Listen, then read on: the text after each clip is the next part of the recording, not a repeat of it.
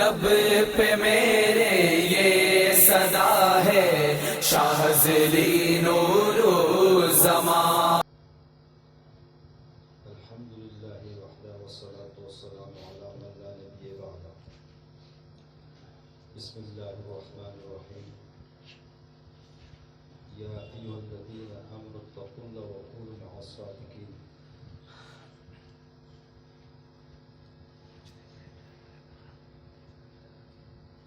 میرے بھائیوں، بزرگوں اور دوستوں، ہم سب کا یہاں جمع ہونا ایک فکر کی تحت ہے، ایک نسبت کی تحت ہے. ہم اپنی ذات میں کچھ نہیں ہیں، جو کچھ بھی اپنے مشائخ کی برکت سے، اپنے شیخ کی برکت سے ہے کہ اللہ تبارک و تعالیٰ نے ہمیں وہ مشائخ عطا فرمائے کہ جن کی برکت سے آج الحمدللہ اس علاقے میں اللہ نے خانقاہ کو وجود دیا. ماشاءاللہ سے اتنے پیارے پیارے ساتھی ہیں، اور ہم سب اللہ کے ذکر میں جڑ گئے اپنے شیخ کی برکت سے، یعنی اپنے پیر کی برکت سے. جہاں کثرت ذکر کرنا بڑا محال تھا، اس سلسلے کی برکت سے اللہ نے وہ نسبت عطا فرمائی ہے کہ یہاں کروڑوں کی تعداد میں ذکر کیا جاتا ہے. بعض لوگ کہتے ہیں کہ ذکر سے جو ہے لوگ پاگل ہو جاتے ہیں، مجنون ہو جاتے ہیں. لیکن اگر حدیث مبارکہ پر غور کیا جائے، آپ علیہ الصلوۃ والسلام نے فرمایا، جس کا مفہوم ہے کہ اللہ کا ذکر اتنی کثرت سے کرو کہ لوگ آپ کو پاگل اور مجنون کہنے لگے. اور قرآن کریم میں بھی اللہ نے جا بجائے ارشاد فرمایا کہ اے ایمان والو تقوی اختیار کرو، اللہ والوں کی صحبت میں بیٹھو، اور جگہ جگہ ساتھ میں فرمایا کہ کثرت سے میرا ذکر کرو، اٹھتے بیٹھتے چلتے پھرتے کثرت کے ساتھ میرا ذکر کرو.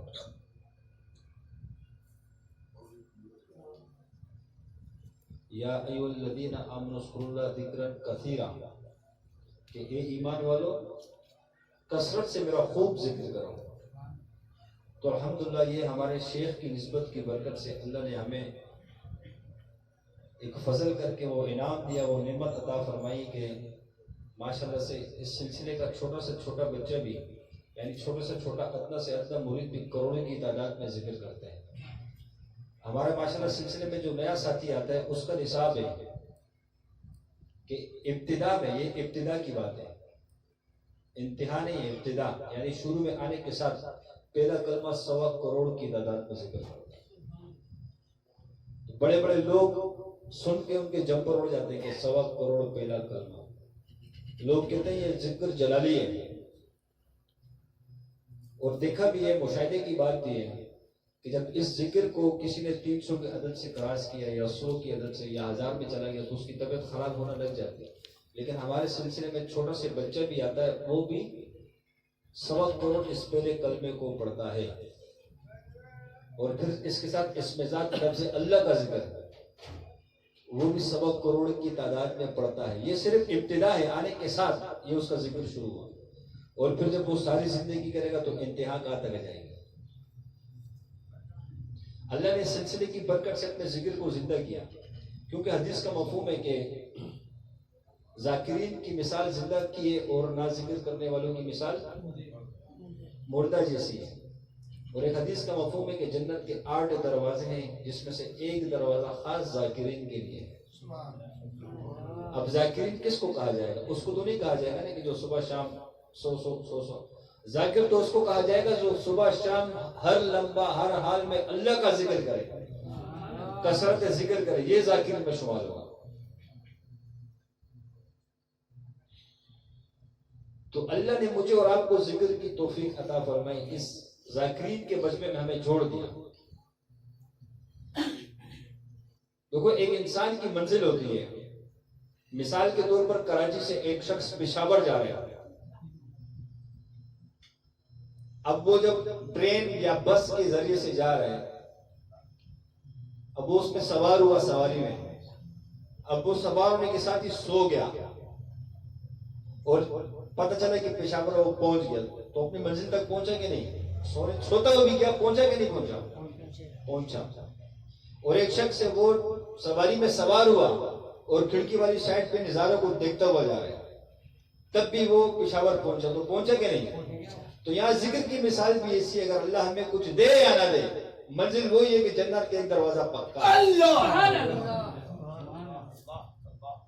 ایک دروازہ جنت کا پکا ہے، وہاں پہنچنا ہے، وہ اللہ دے گا ہمیں، چاہے ہمیں اللہ کرامات دے یا نہ دے۔ یہ کرامات کشف یہ سب من جانب اللہ کی طرف سے، لیکن منزل سب کا ایک ہی ایک مقصد تک پہنچنا، اللہ انشاءاللہ وہاں تک پہنچائے گا ہمیں، منزل مقصود، چاہے ہم کچھ دیکھیں یا نہ دیکھیں۔ اب وہ اللہ کی عطا ہے، کسی کو دکھائے کسی کو نہ دکھائے، وہ اس رب کی مرضی ہے۔ تو ہماری سب کی نیت یہ ہو کہ بس ہم نے اپنے منزل مقصود تک پہنچنا ہے، اور ذکر کی برکت سے اللہ تبارک و تعالیٰ کا وہ قرب حاصل کرنا ہے، اللہ کی ذات کو پہچاننا ہے، اللہ کی وہ معرفت کو حاصل کرنا ہے۔ سب سے پہلے انبیاء کو آپ علیہ السلام نے اپنی معرفت دی۔ موسیٰ علیہ السلام چلتے ہوئے جا رہے، اللہ نے خطاب کرنا شروع کر دیا، موسیٰ آپ کے ہاتھ میں کیا ہے؟ فرمایا لاٹھی ہے، اور فائدے خود ہی گننا شروع ہو گئے کہ اللہ اس سے میں بکریوں کے لیے پتے جاڑتا ہوں، جب کوئی کھٹا پانی آئے تو اسے جب لگاتا ہوں، فوائد گننا شروع کیے۔ تو اللہ نے اپنے ہر نبی کو سب سے پہلے معرفت عطا فرمائی۔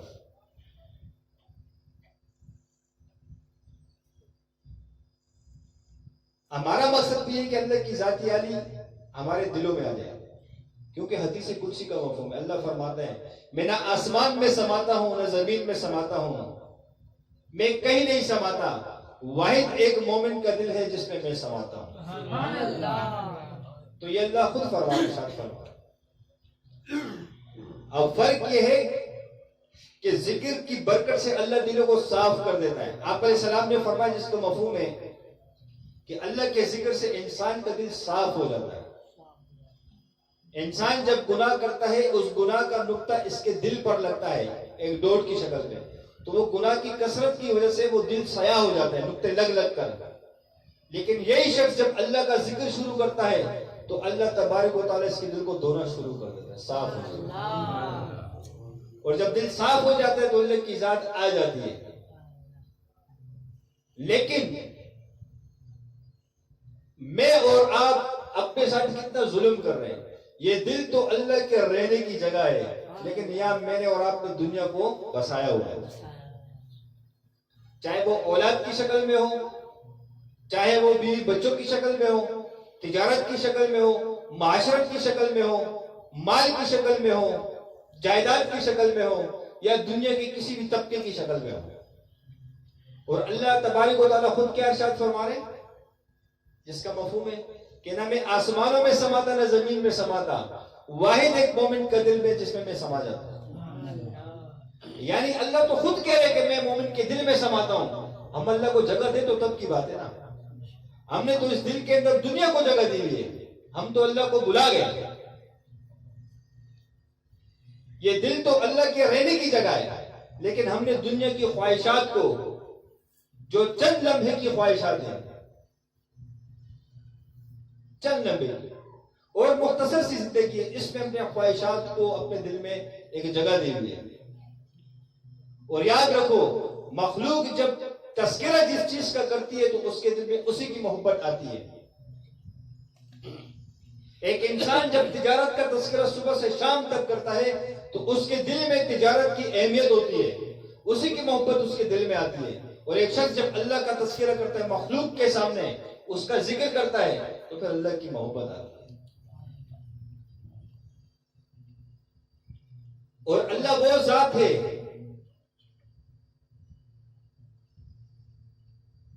کہ جو ہر جگہ ہمارے ساتھ ہے۔ فرمائے کہ میں شہرک سے بھی زیادہ قریب ہوں، یعنی اللہ ہم سب کے شہرک سے بھی زیادہ قریب ہے۔ آج ہم نے اپنے آپ پر ظلم کر دیا، دنیا کے تمام چیزوں کو پہچانا، خدا کی قسم اگر نہیں پہچانا تو صرف اللہ کی ذات کو نہیں پہچانا۔ دیکھو تجربہ شاید ہے، ہر انسان تجربے کی بنیاد پر دیکھ لے اور خود تجربہ کر لے، میرے دل کے اندر سب سے زیادہ اہمیت کس چیز کی ہے؟ اپنی ماں کی، اپنے باپ کی، اپنے بھائی کی، اپنے بیوی کی، اپنے بچوں کی، اپنے اولاد کی، اپنے گھر کی. کیا میرے دل میں کبھی اللہ کی اہمیت آئی ہے؟ اللہ کی محبت آئی ہے؟ نہیں آئی ہے. جس نے جانور پالے اس کے دل میں جانور کی محبت، جس کے پاس گاڑی ہو اس کے دل کے اندر گاڑی کی محبت، جو تاجر ہو اس کے دل کے اندر تجارت کی محبت ہے، اور جو عہدے والا ہے اس کے دل میں عہدے کی محبت ہے. یعنی زندگی کے شعبے، جس شعبے کے ساتھ انسان کی وابستگی ہے اسی کی محبت اس کے دل کے اندر ہے، اسی کی اہمیت اس کے دل کے اندر ہے، اور اس کی اہمیت کو پہچانتا ہے، وہ جانتا ہے. ایک مثال کے طور پر آج کے دور میں جیسے فاسٹ دور چل رہا ہے، موبائل کا زمانہ ہے، ٹچ موبائل. آج ایک چھوٹا سے بچہ، اس کے ہاتھ میں چھوٹا سے موبائل دے دو تو وہ بھی اس کے سارے فنکشن یوں کر کے بتا دے گا تمہیں کہ اس سے یہ ہوگا. بڑے بسا اوقات بڑے کوئی چیز نہیں آتی، بچہ وہ کہتے کہ ابا ادھر آؤ، یہ موبائل میں ایسے نہیں ایسے ہوتا. اس چیز کو مانتے ہو کہ نہیں؟ مانتے ہو کہ نہیں؟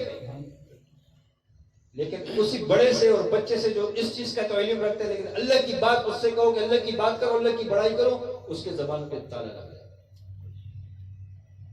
تجربہ کر لو.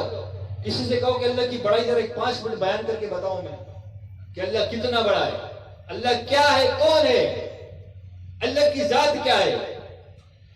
زبان پہ ہم سب کے تالا. خواتین کو دیکھ لو، ساری گھر کے اندر اپنے کپڑوں کی تعریف، اپنے گھر کی تعریف، اپنے بچوں کی تعریف، کھانا بنانے کی تعریف اور چیزوں کی تعریف ہے. جب ان سے کہو کہ 5 منٹ کا ٹائم ہے آپ کے پاس، اللہ کی ذرا بڑائی کر کے بتاؤ، زبان پہ تالا. یعنی دنیا کی تمام چیزوں کو ہم نے اہمیت دی ہے، ایک اللہ جس نے ہمیں پیدا کیا اس کی محبت ہمارے دل میں نہیں ہے، اس کے بڑائی کے بول ہماری زبانوں پر نہیں ہے. اللہ کے ساتھ تعلق کی کمی ہے. اس رب کے ساتھ ہمارا تعلق بن جائے، اس ذات کو ہم پہچان لیں. جیسے دنیا کے تمام نقشوں کو پہچانا ہے، یہاں تک ہمیں معلوم ہے کہ میں فیکٹری جاؤں گا، یہاں سے مجھے جو سیلری ملے گی اسی سے میرا نظام چلے گا.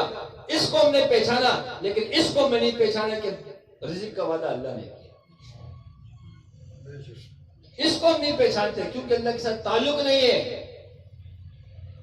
اللہ کے ساتھ محبت کی کمی ہے، تعلق کی کمی ہے. سب چیزوں کو ہم پہچانتے، صرف اللہ کو نہیں پہچانتے. کتنا بڑا ہم ظلم کر رہے ہیں اپنے رب کے ساتھ، اپنے آپ کے ساتھ ظلم کر رہے ہیں. موسیٰ علیہ السلام نے پوچھا، فرمایا یا اللہ اگر ساری کائنات آپ کی نافرمان بن جائے گا، ساری کائنات آسمان زمین بھی اللہ کے نافرمان ہو جائے، ساری مخلوقات اللہ کی نافرمان ہو جائے، تو اللہ نے کہا اے موسیٰ میں ایک جانور کو چھوڑوں گا جو ایک لقمے میں پوری کائنات کو نگل جائے. تو موسیٰ علیہ السلام نے فرمایا کہ اے اللہ وہ جانور کہاں ہے؟ اللہ تبارک و تعالیٰ نے ارشاد فرمایا موسیٰ وہ میرے چراگاہوں میں کہیں چر رہا ہے. یعنی یہ کائنات کتنی بڑی ہے، اور اللہ کہہ رہے کہ اگر یہ ساری چیزیں میری نافرمان بن گئی تو میں ایک جانور کو ایک لقمے میں پوری کائنات کو ہڑپ کر جائے گا. ایسی طاقت والا اللہ.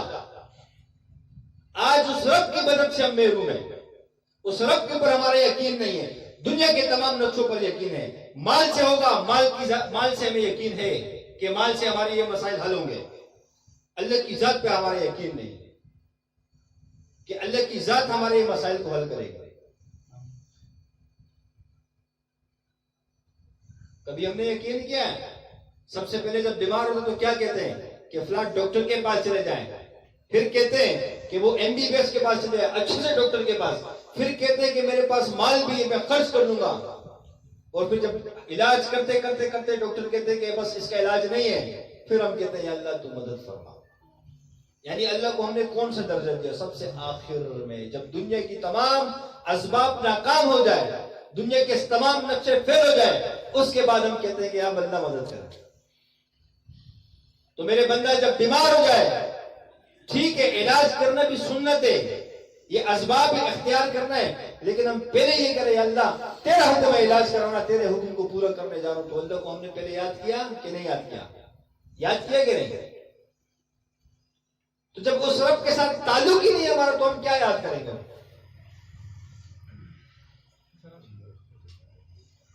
تو آج ہم نے اپنے رب کو نہیں پہچانا.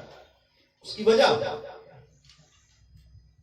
مجھے اگر پیسوں کی ضرورت ہوتی ہے مثال کے طور پر, تو میں کیا کرتا ہوں, میرے ذہن میں سب سے پہلے اپنے رشتہ دار آتے ہیں.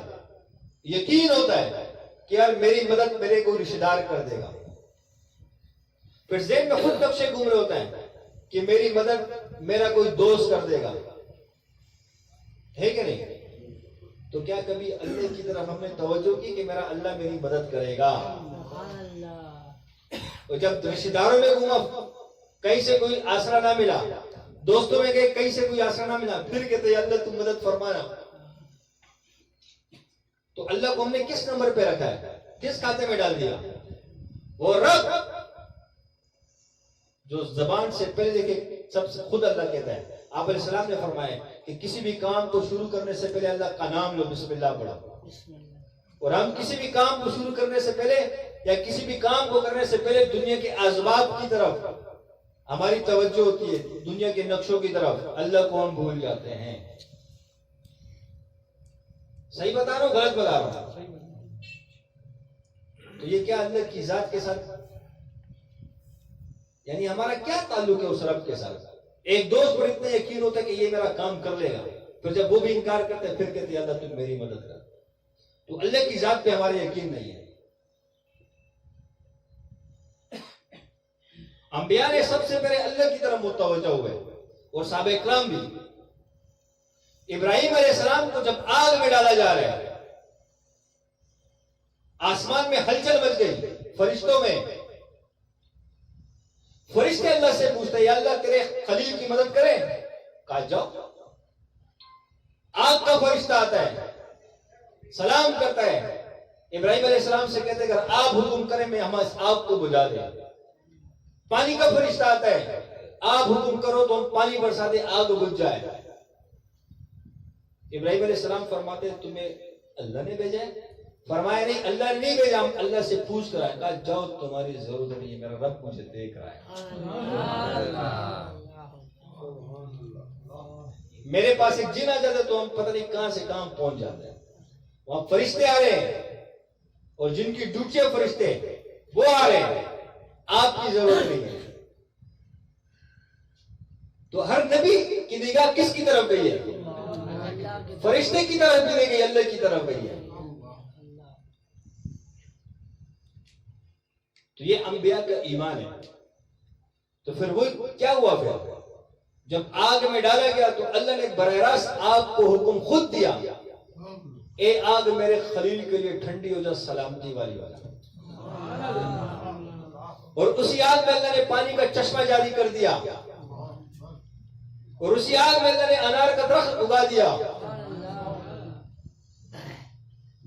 نمرود کی بیٹی تھی, اس سے جب دیکھا تھا میں بھی آگ میں آنا چاہتی ہوں, کہا آ جاؤ. وہ بھی اللہ نے اس کو بھی نقصان سے بچایا. تو جب ہم اللہ کے ساتھ یاری لگا لیں گے تو پھر اللہ مدد کرے گا کہ نہیں کرے گا؟ آپ علیہ الصلوۃ والسلام لیٹے ہوئے, ایک یہودی آئے, تلوار رکھتے ہیں اوپر ہی, فرماتے کہ اب مجھ سے تجھے کون بچائے گا؟ آپ علیہ السلام نے فرمایا اللہ اکبر. اس کے ہاتھ سے فوراً تلوار گزر گئی. خوف زدہ نہیں ہوئے, پریشان نہیں ہوئے. تو ہم ہر معاملے میں اپنے رب کو بلا دیتے ہیں, مخلوق کی طرف جاتے ہیں. گھر میں بیماری آ گئی, میرا ابا مالدار ہے وہ میری مدد کر لے گا, میرا دوست کے پاس مال ہے وہ میری مدد کر لے گا. ہماری نگاہ جاتی مخلوق کی طرف ہے, خالق کو چھوڑ دیتے ہیں جس سے پوری کائنات بنے, کسی کا محتاج نہیں, اس کو ہم بلا دیتے ہیں. مخلوق کے پیچھے بھاگ رہے ہوتے ہیں. حالانکہ ذکر کا مقصد تو یہ ہے کہ ہم اتنا اللہ کا ذکر کریں کہ اللہ ہمارے ساتھ ہو. آج ہمارے اندر بہت سی کمی ہے. پیر ذوالفقار نقشبندی دامت برکاتہ کا ایک بیان سنا، اس میں ایک عجیب واقعہ بیان میں انہوں نے کہا، فرمایا میں اپنے شیخ کے پاس تھا، دیکھا کہ مرید خود پوچھ رہے ہیں حضرت آپ کے سر کی مالش کر دوں؟ کہا کر دو۔ کہا حضرت کھانا تیار ہو گیا؟ لگا دوں؟ لگا دو۔ اس طرح سارے کام چلتے رہے۔ میں نے اپنے شیخ سے پوچھا کہ حضرت یہ کیا معاملہ ہے، آپ نے کبھی بولا نہیں؟ تو کہا میرے شیخ نے مجھے فرمایا کہ جب انسان کا تعلق اس رب کے ساتھ بن جاتا ہے، کس کے ساتھ؟ اللہ کے ساتھ، اس کے ساتھ محبت ہو جاتی ہے، خدا کی قسم سے وہ غیرت والی ذات ہے، پھر اللہ یہ نہیں چاہتا کہ میرا یہ بندہ کسی مخلوق کے آگے ہاتھ پھیلائے، اس کے ساتھ سوال کرے۔ فرمایا میرے دل میں جب آتا ہے کہ مجھے بھوک لگی ہے، صرف دل میں گزرتا ہے، میں اپنے مرید سے شاگرد سے سوال ہی نہیں کرتا، دل میں گزرتا ہے، اللہ اس کے دل میں خود ڈالتے کہ حضرت کھانا لگا دو کہ تم لگا دو۔ اللہ مجھے سوال کرنے سے بچا دیتا ہے، اپنے بچوں سے سوال کرنے سے بچا دیتا ہے۔ اب جب دل میں آتے ہیں کہ سر میں درد ہو رہا ہے، مالش یا کوئی دبا دے، صرف دل میں خیال آتا ہے، اللہ کسی کے دل میں خود ڈالو، خود کی طرف آپ کی مالش کر دوں۔ جب ہم اللہ کے ساتھ تعلق بنا لیں گے تو اللہ پھر ہمیں اپنے باپ کے سامنے بھی ہاتھ پھیلانے سے یقین کرو اللہ ہماری حفاظت کرے گا۔ سوال کرنے سے پہلے اللہ پاک ہمارا کام خود بنا دے گا، مخلوق کا محتاج ہی نہیں رکھے گا۔ شرط یہ کہ اس رب کے ساتھ تعلق تو بنا لینا۔ بات سمجھ میں آ رہی ہے؟ تو آج ہمارے اپنے رب کے ساتھ تعلق میں کمی ہے، اس کے ساتھ محبت میں کمی ہے۔ چلیں ایک اور بات،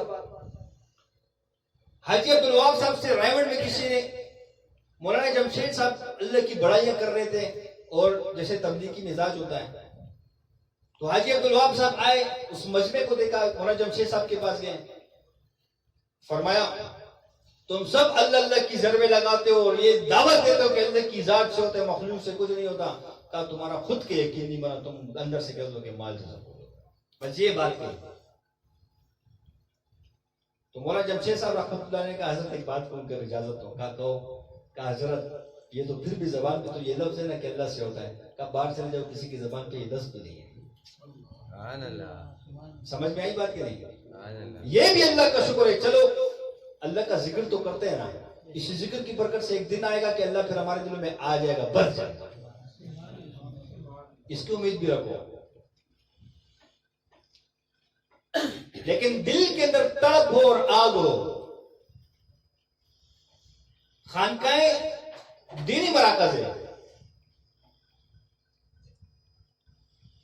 جس بزرگ کی صحبت سے کسی کے اندر ایک تربیت کی، جا کے ان کے احوال پڑھ لو۔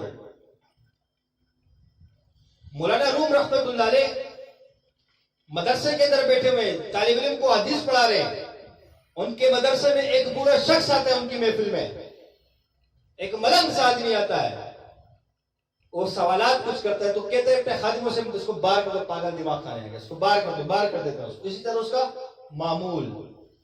ایک دن مولانا روم رحمت اللہ علیہ کی دعوت تھی، اپنے طلباء کے ساتھ کہیں دعوت پہ گیا، تو وہ ملنگ آیا، اس نے دیکھا کہ مدرسے میں کوئی نہیں ہے، گیا وہ ساری کی کتابیں حدیث کی اٹھا کے، منطق کی ساری کتابیں اٹھا کے، منطق کی کتابیں جو ساری کتابیں اٹھا کے پانی کا ہوس میں ڈال دیا، اور یہ کہہ رہے کہ ان کتابوں نے ان کو فائدہ نہیں دیا، یعنی دل میں ان کو تمیز نہیں بڑے سے بات کرنے کی، آپ بزرگ سے، بزرگ یعنی سفید ریش سے، یعنی اتنے بڑے عالم کو یہ کہا جا رہا، ان کی کتابیں اٹھا کے ہوس میں ڈال دی۔ جب واپسی آئے وہ لوگ دعوت کھا کر، دیکھا کہ کتابیں نہیں ہے، دیکھا ہوش میں پڑی ساری کتابیں ہوش میں، کہا یہ کس نے کیا ہماری ساری کتابیں جو نا پانی کے ہوش میں ڈال دی، یہ تو خراب ہو جائیں گی، پھٹ جائیں گی، کیونکہ پانی کی تاثیر ہے، کاغذ ڈالو تو کیسے ہو جاتا ہے۔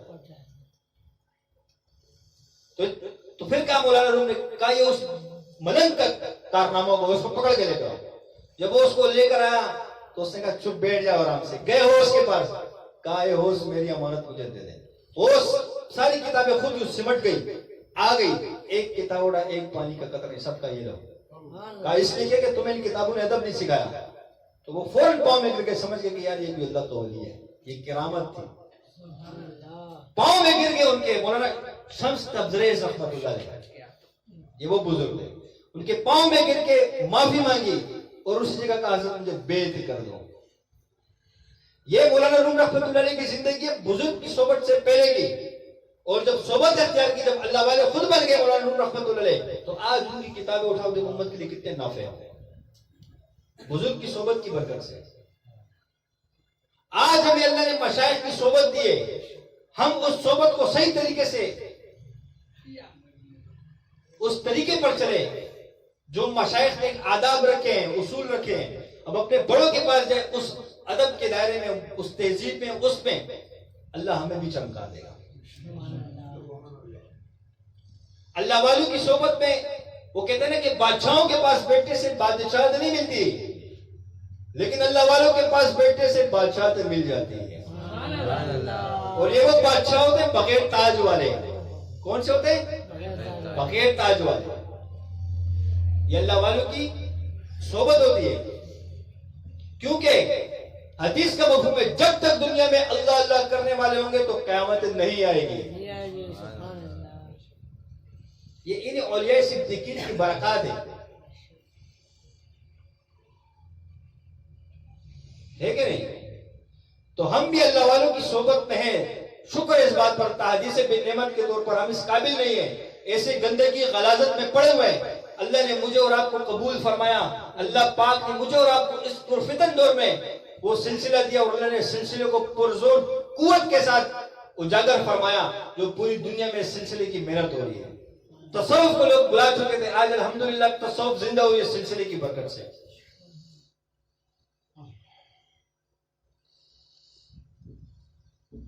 ہم اپنے سلسلے کی قدر کریں، اپنے مشائخ کی قدر کریں، اور اللہ کا شکر نہ کریں ہم اس قابل نہیں۔ بہت سے موجود ہے اس پرفتن دور میں اللہ نے ہمیں کس کے ساتھ، کس نسبت کے ساتھ منسلک کر دیا۔ یہ اللہ کا خصوصی فضل اور احسان ہے۔ آج اس علاقے میں اللہ نے ہمیں خانقاہ دی، خصوصی اللہ کا فضل ہے۔ خدا کی قسم کھا کے کہہ رہا ہوں، یہ اللہ کا خاص فضل ہے ہم سب پر، اور ہمارے مشائخ کی دعائیں، ان کی توجہات، ان کی شفقت ہے۔ باقی ہم میں سے کوئی اللہ والا نہیں ہے، ہم سب گناہگار ہیں، اللہ ہمارے گناہوں کو معاف فرما دے۔ یعنی ہم بزرگوں کی صحبت میں رہیں، جو علماء اکرام، جو لوگ بزرگوں کی صحبت میں گئے، تربیت حاصل کیے، ان کی کتابوں کو، ان کے احوال کو، ان کی زندگی کو پڑھا جائے، پھر سمجھ میں آئے گا۔